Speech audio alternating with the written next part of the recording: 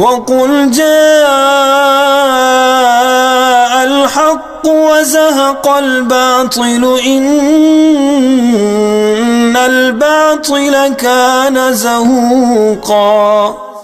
اور کہہ دو کہ حق آ گیا اور باطل نابود ہو گیا، بے شک باطل نابود ہونے والا ہے۔ شیخ، ہمارے کیا مسجدوں میں فرض نماز کے بعد جو ہے لوگ سلام پھیرنے کے ہاتھ اٹھا کے دعا مانگتے ہیں، کہ قرآن حدیث سے ثابت ہے یہ؟ یعنی جیسے سلام پھیرا اس کے بعد اللہم آمین صاحب دعا کرتے ہیں اور سارے آمین بولتے ہیں۔ جی اگر نماز کے بعد اجتماعی دعا ثابت ہوتی، نبی علیہ السلام دعا کرتے، سارے آمین بولتے، نبی صلی اللہ علیہ وسلم کی دعائیں ان کو ملتی، لیکن ایسا نہیں کیا۔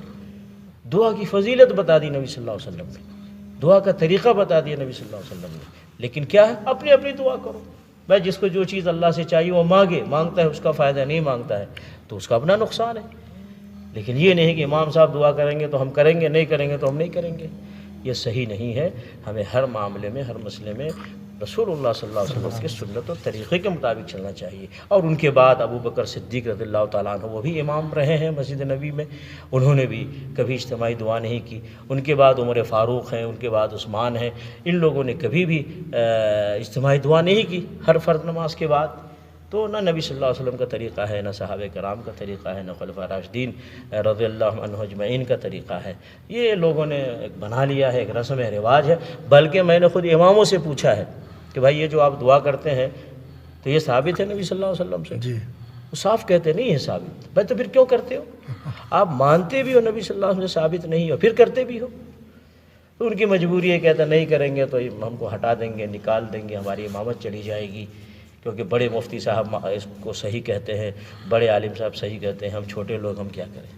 تو علی کل حال رسول اللہ صلی اللہ علیہ وسلم جو ثابت ہے وہ ہمیں کرنا ہے، جو ثابت نہیں ہے وہ نہیں کرنا ہے، چاہے کتنے بڑے مفتی بولیں، کتنے بڑے امام صاحب بولیں، کتنے بڑے عالم صاحب بولیں۔ اللہ تعالیٰ ہمیں محمد صلی اللہ علیہ وسلم کی سنت پر چلنے کی توفیق عطا فرمائے۔ جزاک اللہ خیر شیخ۔ آپ یہ جو عمل کر رہے ہیں یہ بدعت نہیں، یہ شرک نہیں، نعوذ باللہ یہ شرک نہیں، یہ تو اللہ کا کرم، پیارے مصطفیٰ کا صدقہ ہے کہ ہم اللہ کی سنت بھی ادا کر رہے ہیں، مصطفیٰ کی سنت بھی ادا کر رہے ہیں۔ یہی تو منحوس قوم ہے جو سنتوں کو بدعت و شرک کا نام دے کے سنتوں کو مٹانے کی کوشش کر رہی ہے۔ رسول اللہ صلی اللہ علیہ وسلم ارشاد فرماتے ہیں قیامت کے قریب یہ بات ہوگی، قیامت کے آثار میں سے ایک آثار یہ بھی ہے کہ قیامت کے قریب میری سنتوں کو مٹا دیا جائے گا اور میری سنتوں کو گندے نام دے دیے جائیں گے۔ آج یہی وہ دور آ گیا کہ مصطفیٰ کی سنت ہے۔ اگر نبی صلی اللہ علیہ وسلم کے دور میں فرض نماز کے بعد اس طرح سے دعا کا رواج ہوتا جو ہمارے ہاں ہندوستان، پاکستان اور بنگلہ دیش میں رائج ہے، تو اس بارے میں کچھ روایتیں یقیناً ہوتی، اور بلکہ کچھ کیا کثرت سے روایتیں ہوتی۔ ایک بھی روایت نہیں ہے، ایک بھی حدیث نہیں، اور ایک اگر روایت ہے تو وہ صرف انفرادی رفع الیدین کی ہے، اور وہ بھی سند پہ اس کے کیا ہے، کلام ہے۔ ایک بات۔ دوسرا مسئلہ یہ ہے کہ جو فقہ ہے نا، فقہ اس میں قرآن و حدیث میں جتنا ہے تو قرآن و حدیث کی بہت گہرائی میں جا کے فقہی جزیات لکھی ہوتی ہیں۔ یعنی حدیث میں اگر کوئی چیز اجمالی ہوگی تو فقہ کی کتابوں میں اس کی بہت ڈیٹیل ہوگی، اس لیے فقہ میں مواد حدیث سے زیادہ ملتا ہے، کیونکہ فقہ نے حدیث کو آسان کر دیا نا، اس کی بہت جزیات بہت ہوتی ہیں، چھوٹی چھوٹی گہرائی میں۔ تو ہمارا جو فقہ حنفی ہے اس کے فتاوی کی جتنی کتابیں ہیں ان میں کسی حاشیے میں بھی اس دعا کا ذکر نہیں ملتا، حالانکہ فقہا تو بہت ڈیٹیل میں جا کے مسائل کو بیان کرتے ہیں۔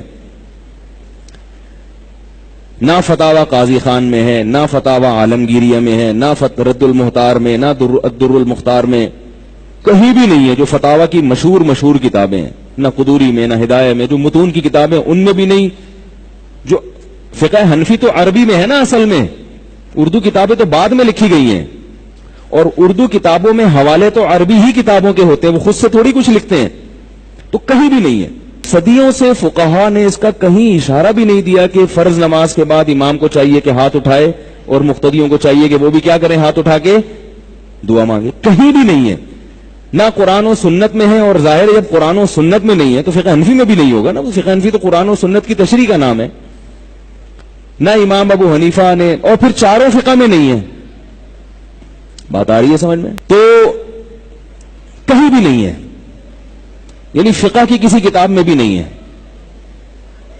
تو جیسے کہ سعودی عرب میں نہیں ہوتی نا، سعودی عرب میں نہیں ہوتی اس لیے کہ وہ بھی کہتے ہیں بھائی کہیں ہے ہی نہیں تھی کہ بھئی یہ تو نہ فقہ حنفی میں ہے، نہ فقہ شافعی میں ہے، نہ فقہ مالکیہ میں ہے، نہ فقہ حنبلیہ میں. رہا یہ مسئلہ کہ حدیث میں تو بہت زیادہ تذکرہ ہے کہ فرض نماز کے بعد دعا قبول ہوتی ہے، تو بخاری مسلم کی حدیثیں ہیں کہ نبی صلی اللہ علیہ وسلم کی ایک حدیث کا مطلب دوسری حدیث ہی کی روشنی میں حل کیا جائے گا نا. ایک طرف حدیث میں آ رہا ہے فرائض کے بعد دعا قبول ہوتی ہے، ایک طرف حدیث میں آتا ہے کہ نبی نے فرض نماز کے بعد کبھی بھی دعا، اجتماعی تو ملتی نہیں ہے، انفرادی بھی ایک ضعیف روایت ہے کہ ایک دفعہ زندگی میں، اور خلفائے راشدین سے بھی کہیں نہیں ملتا، صحابہ سے بھی کہیں نہیں ملتا. یہاں جو آتا ہے نا فرض نماز کے بعد دعا، اس سے دعا سے وہ وظائف مراد ہیں جو نبی پڑھا کرتے تھے، ان کو دعا سے تعبیر کیا گیا ہے. وظیفہ کسے کہتے ہیں؟ یعنی کچھ منتخب کلمات، جیسے ہم کہتے ہیں کہ مسجد میں داخل ہونے کی دعا، مسجد میں داخل ہوتے ہوئے تو بھی نبی دعا مانگتے تھے نا، تو وہ یہ تھوڑی کہ ہاتھ اٹھا کے دعا، وہ مخصوص الفاظ ہیں، اللہم افتح لی ابواب رحمتک، تو یہ وظیفہ ہے. آئی بات سمجھ میں؟ آذان کے بعد کی دعا، تو وہ دعا میں کیا ہے؟ وہ مخصوص کلمات ہیں جو بطور وظیفے کے پڑھے جاتے ہیں، اللہم رب ہذہ الدعوۃ التامہ. تو ہم جب سب حدیثوں کو ملا کے دیکھتے ہیں تو فرض نماز کے بعد جو ہمیں دعائیں ملتی ہیں وہ کیا ہیں؟ اللہم انت السلام ومنک السلام تبارکت یا ذا الجلال والاکرام، اللہم لا مانع لما اعطیت ولا معطی لما منعت ولا ينفع ذا الجد منک الجد. اسی طرح اللہ لا الہ الا هو الحی القیوم. یہ جو مخصوص منتخب کلمات ہیں جو حقیقت میں وظائف ہیں، وظائف کہتے ہیں مقررہ اوقات پر پڑھی جانے والی مخصوص دعائیں، اس سے یہ مراد ہے. آ رہی ہے بات کہ نہیں آ رہی ہے؟ سمجھ میں آ رہی ہے بات؟ تمام حدیثوں کو آپ ملائیں تو پتہ یہ چلا کہ حدیثوں میں جو آتا ہے فرض نماز کے بعد جو لمبی دعاؤں کا آتا ہے، اس سے مراد فرض نماز تکمیل کے ساتھ، اور فرض کی تکمیل کب ہوتی ہے؟ سنتوں کے ذریعے. تو لمبی دعائیں مانگنی ہے، رفع الیدین کرنا ہے، تو فرض کے بعد آپ سنتوں میں جلدی مشغول ہو جائیں. باقی وظائف آپ کب کریں گے؟ سنتوں کے.